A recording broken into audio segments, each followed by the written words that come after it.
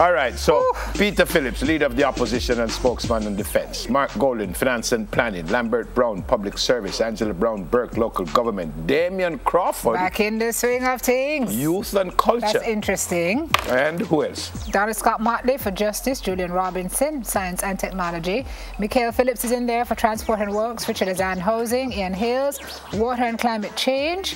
Education and training. Toronto Thwaites and Michael Stewart, training. Noel R. Scott, community development and social transformation. Dr. Dayton Campbell, health. Fitz Jackson, national security.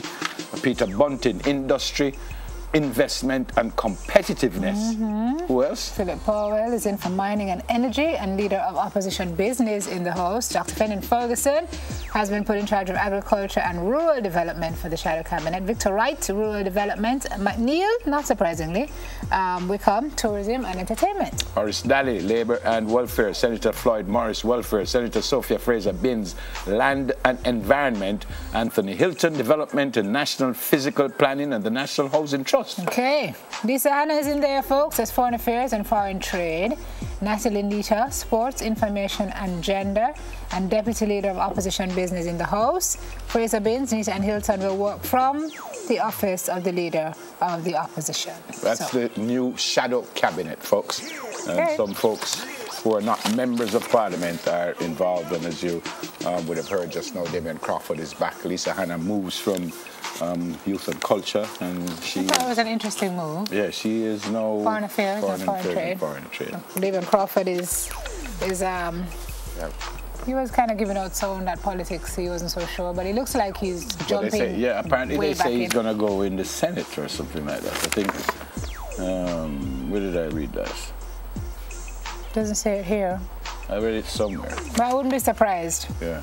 I wouldn't be surprised. He's a good drawing card for the PNP, I think, especially for the young people. Here it is. Outspoken politician Damian Crawford and attorney Donald Scott Motley are, however, expected to replace opposition senators Mark Golden and Angela Brown Burke in the Senate after they do the by-elections. Okay. There you go. So now you know that. Yeah, this is what I was talking about. More death. In India, in Mumbai, there was a stampede at a railway station. They said 22 are dead. Ow. Because of the heavy rains, apparently there were some folks on a bridge or something like that trying to get across, and they said someone fell. Yep, that's all it takes. You know, that happened to me at Beanie Man was performing at the original mass camp. And believe it or not, there was a man sitting on a couple cases of beer and fell asleep. And he fell off. So the beer them crashed and everybody just started to run. And they backed me up against the fence and the fence just started to go like that.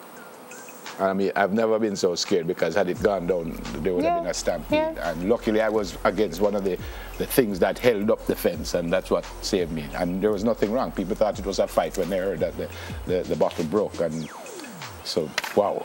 So someone just fell. Sad. And everybody tried to leave at once, and it says that fall triggered the stampede. Wow. What's the last one here now? 22 people dead. 30 injured. All right, Saudi Arabia has announced that it's time to allow women behind the wheel, which is, I thought about this, a good thing for women. Could be a bad thing though, because I've driven behind some female drivers, and I'm just joking. I have though, and trust me, sometimes I find myself saying that has to be a woman in the car in front of me, but this is hugely liberating for the women of Saudi Arabia. There are some women who had gone rogue before, one in particular who I think was arrested last year at some point because she refused to not drive. So this is a big deal. I believe it's supposed to start in another 10 months. They're going to start allowing women to be in the road. It was announced in a royal decree read live on state television and in a simultaneous media event in Washington. And they say the decision highlights the damage that the ban on women driving has done to the kingdom's international reputation and its hopes for a public relations benefit from the reform. There is no way in this day and age that you should not have women driving.